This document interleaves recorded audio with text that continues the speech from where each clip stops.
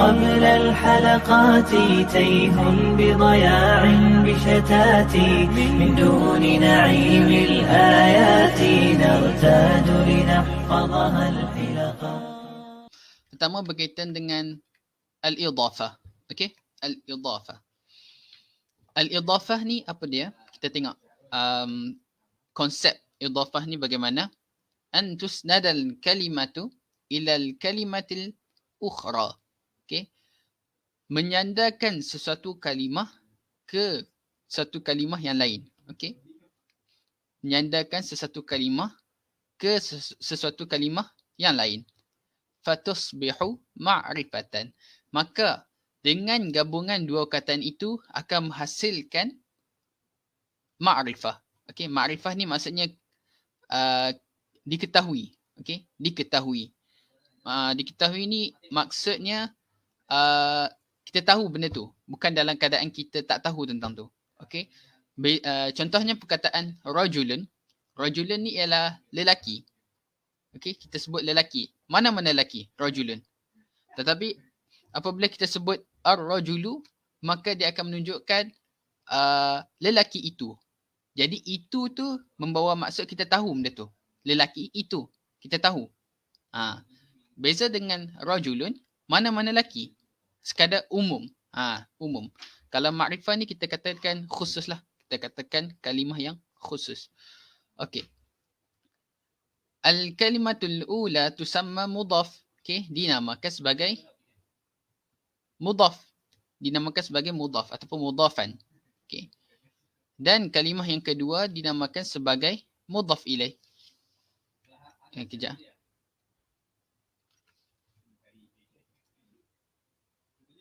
Okey. Okey.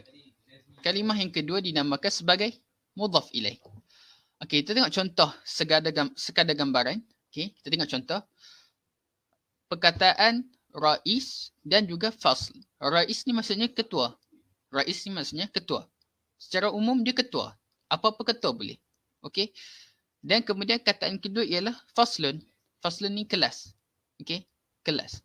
Dan apa-apa kelas secara umum. Faslun secara umum. Rais secara umum. Tetapi apabila digabungkan raisul fasli, maka kita akan tahu ketua kelas itu. Okey? Dia akan menjadi satu benda yang ma'rifah. Tapi idhafah ni boleh tak dalam keadaan nakirah? Boleh juga. Iaitu dengan cara kita buang tanda yang memakrifahkan sesuatu perkataan. Apa dia? Untuk ayat ini kita tengok alif lam. Alif lam itu menunjukkan kepada ma'rifah. Jadi cara untuk menghilangkan ma'rifah, kita buang alif lam. Maka dia akan jadi nakirah. Begitu. Tapi secara umumnya, secara asasnya idhafah ini akan menjadi ma'rifah. Okey? Ataupun betul lah. Secara umumnya idhafah ni akan jadi ma'rifah pada perkataan mudhaf tu, pada mudhaf. Okey? Kita tengok kita tengok rais ni. Secara asasnya rais ni ialah nakirah. Tetapi apabila disandarkan kepada sesuatu perkataan, maka dia akan jadi ma'rifah.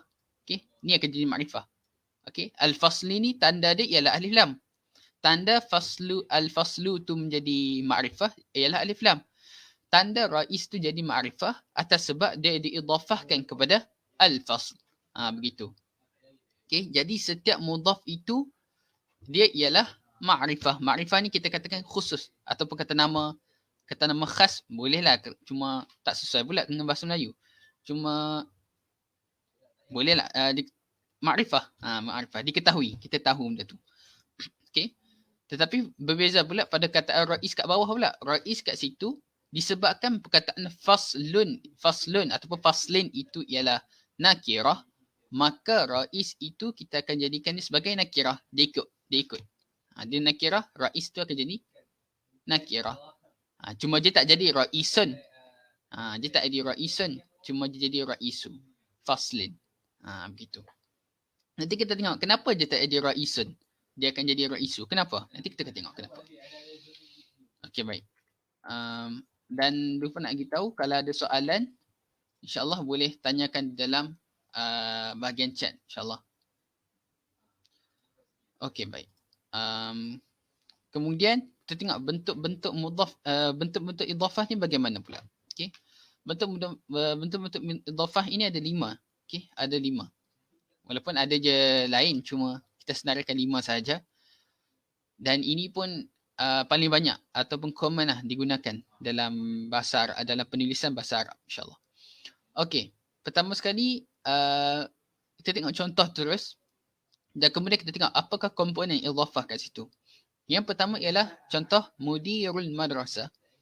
Okey, apakah gabungan ataupun apakah yang disandarkan kepada satu kalimah itu? Apakah idhafahnya? Kita tengok pada perkataan mudhaf, pada kataan mudhaf, ni mudhaf, mudir, dia itu ialah isim dan dia itu tiada alif lam. Okey, dia tiada, kat depan ni dia tiada alif lam. Kemudian kataan madrasah, ada al. Dia adalah satu isim dan dia didahului dengan al. Itu bentuk yang pertama. Kemudian bentuk yang kedua ialah sayyaratu muallimin. Sayyaratu muallimin.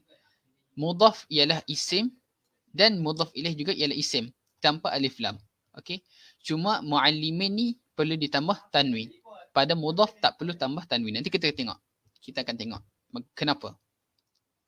Okey, yang ketiga ialah zaraf dan gabungan zaraf dan juga isim. Isim selepas zaraf. Al-ismu ba'da zarfi. Isim selepas zaraf. Kita tengok amama. Amama ialah zaraf. Okey, kemudian al-bait. Al-bait ialah isim. Isim selepas zaraf. Maka dia akan jadi idhafah. Okey, satu mudhaf, satu lagi mudhaf ilaih. Yang keempat kita tengok ialah al-ismu ma'ad dhamir. Isim bersama dhamir. Okey, kita tengok mana yang isim? Abi. Abi ni ialah isim. Kemudian mudhaf ilaihnya ialah ad-dhamir. Ad-dhamir. Ba'da al-ism. Okey, ba'da al-ismi.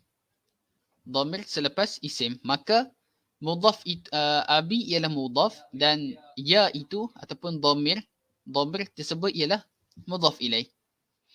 Yang kelima, yang terakhir, iaitu nombor.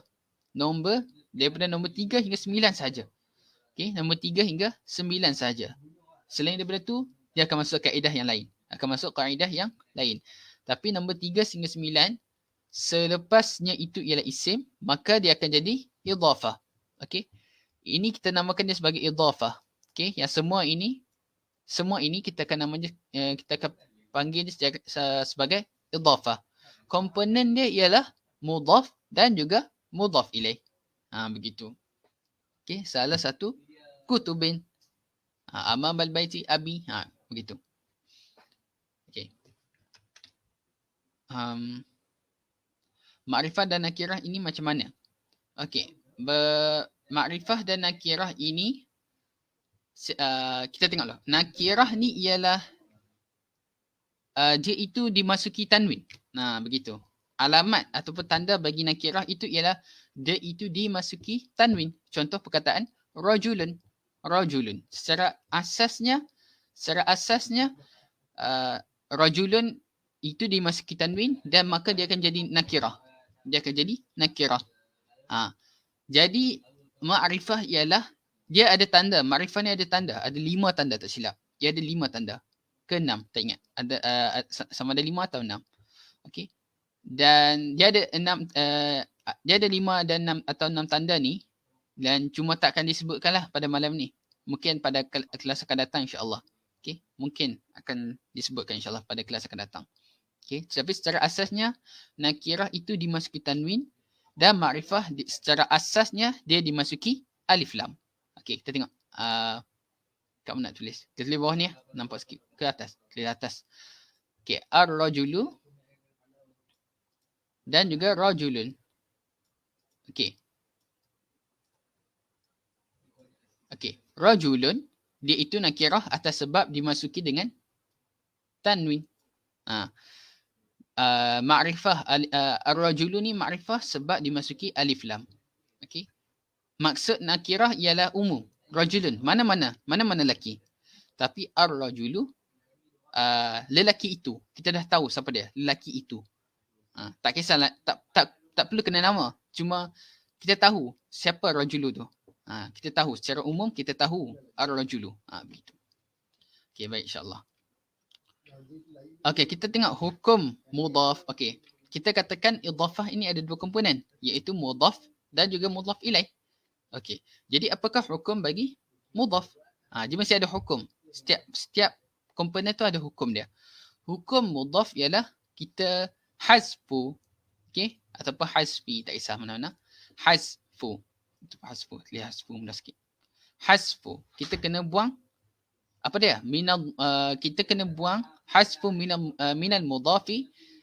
Kita kena buang daripada perkataan mudhaf ni ialah yang pertama ialah alif lam. Dia ada 4. Ada 4 semuanya. Okey. Okey, ada 4 semuanya. Yang pertama alif lam. Contoh pada perkataan mudhaf itu ada alif lam. Okey. Al-madrasah ni kita tak bincang sebab kita nak bincang tentang mudhaf saja. Okey. Yang mudhaf ilaih kita tengok tepi. Kita tengok lepas ni. Hukum bagi kita mudhaf, bila ada alif lam, maka kita kena buang alif lam. Dia akan jadi muallimu al-madrasati. Begitu. Dia akan jadi muallimu al-madrasati.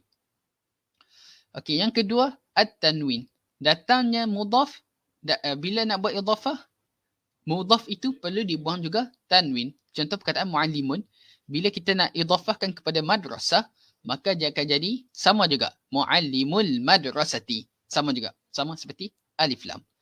Yang ketiga ialah nunul musanna. Okey, nunul musanna iaitu nun. Nun pada perkataan yang musanna, pada perkataan yang dua. Contoh muallimani. Okey. Kalau muallimun mufrad, muallimani musanna. Jadi nun pada musanna itu maka kita buang. Jadi dia akan jadi muallimal madrasati. Muallimal madrasati. Yang keempat ialah nunul jam'i. Nunul jam'i iaitu muallimun. Muallim mufrad. Muallimani musanna. Muallimuna jama'. Jadi nun pada muallimuna tu kita buang atas sebab kita nak jadikan dia mudhaf. Bila mudhaf kita buang nunul jama'.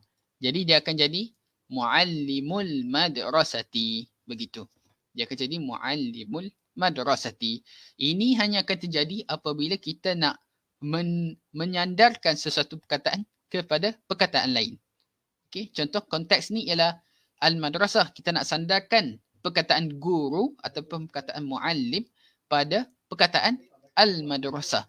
Maka perlulah mudhaf itu dibuang 4 perkara ini, iaitu alif lam, tanwin, nunul musanna dan juga nunul jam'i. Maka dia akan jadi contoh. Seperti contohlah muallimul madrasah, muallimal madrasati, muallimul madrasah. Begitu insyaAllah. Okey, baik. Kemudian hukum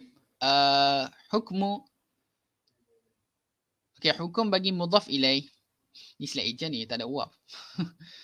Okey. Hukmul mudhaf ilaih. Hukmul mudhafi ilaih. Okey. Dia akan jadi majrur. Majrur.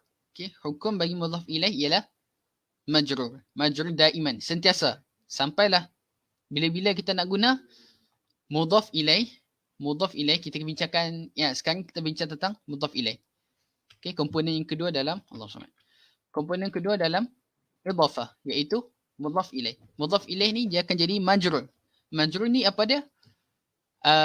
Majrur ni dia ada alamat dia. Okey. Nak kenal sesuatu majrur, dia ada alamat dia. Pertama alamat dia tu kasrah. Kasrah. Okey.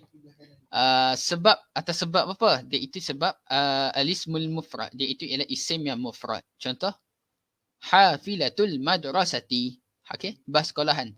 Hafilatul madrasati. Jadi madrasah itu ialah isim dan dia juga ialah mufrad. Bila dia mufrad, maka dia perlu di baris bawah. Okey, dia perlu dikasrahkan atas sebab dia itu mudhaf ilaih. Kemudian yang kedua jamak muannas salim. Okey, sayyaratul muallimati. Sayyaratul muallimati. Begitu sama juga. Al muallimati. Kemudian jamak taksir. Okey, fauqal ashjari, fauqal ashjari. Okey, kemudian alamat yang kedua ialah al-ya. Okey, apa dia? Al-ismul muthanna.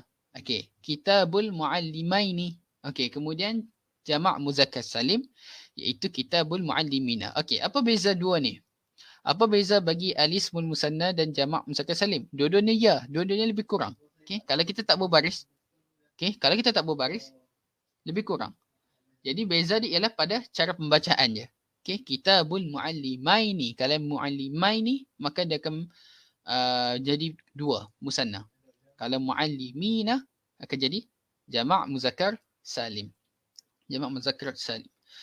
Okey, yang terakhir daripada alamat yang kedua iaitu ya. Okey, yang terakhir ialah al-asma al-khamsah. Al-asma al-khamsah ni ialah contohnya khalfa Abi Bakrin. Khalfa Abi Bakrin. Maka Abi kat sini, Abi ialah mudhaf ilaih. Okey, Abi ialah mudhaf ilaih. Sebab apa? Khalfa ni kita katakan zaraf.